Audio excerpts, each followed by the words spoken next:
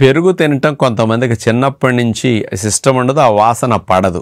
మరి అలాంటి వారికి ఏదైనా నష్టం అవుతుందా అనేది ఒక భయం ఉంటుంది. ఏమీ నష్టం రాదు. పెరుగు తినకపోతే వేడి చేస్తుంది, ఇవన్నీ కేవలం అపోహలే. నీళ్లు బాగా త్రాగితే వేడి చేయదు.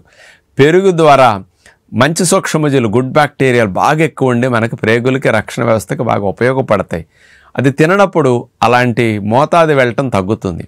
మరి అలాంటి వారికి గుడ్ బ్యాక్టీరియాలు బాగా పెరగాలి అంటే కాస్త మాగిన అరటిపండు కానీ, ఇతర ఫ్రూట్స్ కానీ, మరి బీన్స్ లాంటి విత్తనాలు కానీ ఇట్లాంటివి బాగా వాడుకుంటే గుడ్ బ్యాక్టీరియాలు బాగా పెరుగుతాయి.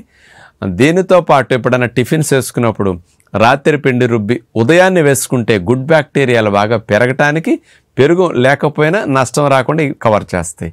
దీనితో పాటు సాయంకాల పూట ఆహారం పెందలకాడ తిని రాత్రంతా పొట్టా ప్రేగులకి రెస్ట్ ఇస్తే గుడ్ బ్యాక్టీరియాలు బాగా పెరుగుతాయని తెలుసుకోండి.